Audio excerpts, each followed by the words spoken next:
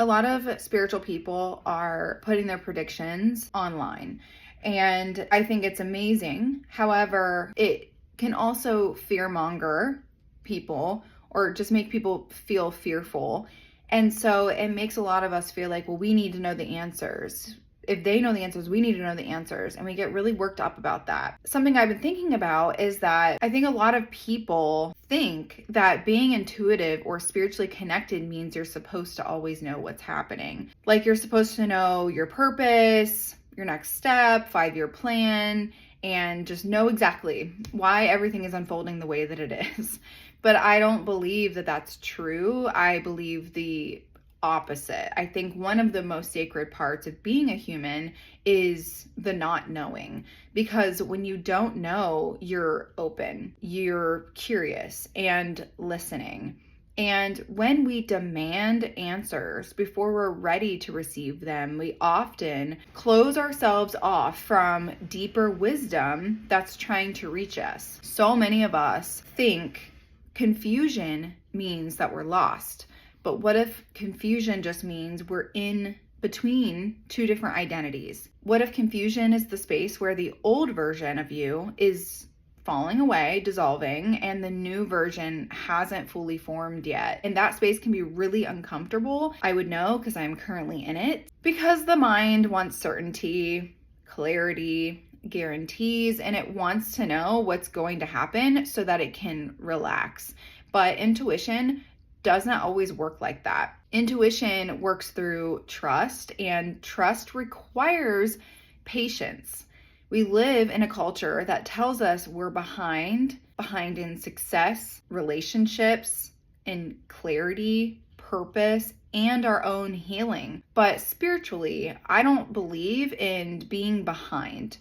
I believe in timing, and not just timing, but divine timing. That doesn't mean everything happens instantly and that we sit around doing literally nothing.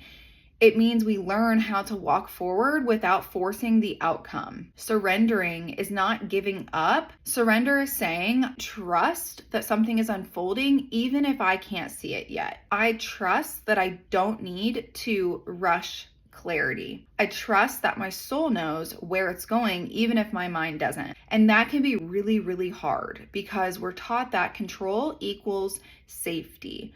But spiritually, I think trust is what creates safety.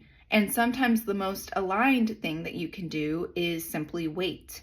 Not in a passive way, but in a listening, present, and grounding way. We're not meant to have all of the answers at once, because if we did, we wouldn't grow, we wouldn't explore, ask deeper questions, or expand. We would literally just execute. And that's not why we're here. We're here to experience, feel, learn, and evolve. Sometimes spirit doesn't give you the whole map. It just gives you the next step in your journey.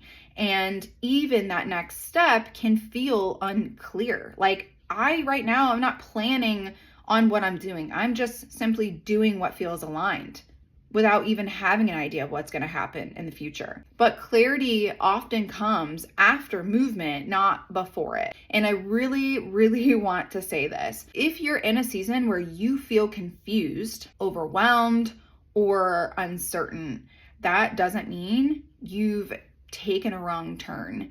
It might mean you're exactly where you're supposed to be. Some of the most powerful transformations happen in moments where nothing makes sense yet, because your old framework is breaking and your new one is forming, and you just can't rush that. That's sacred, alchemy, and becoming. So instead of asking, why don't I have the answers yet? I want you to try asking, what is the moment teaching me to trust? What part of me is being strengthened right now? What am I learning about myself in this space of not knowing? Because when you stop fighting the unknown, it becomes a teacher instead of a threat.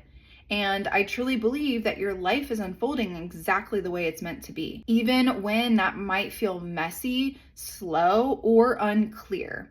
You are not behind. You are becoming.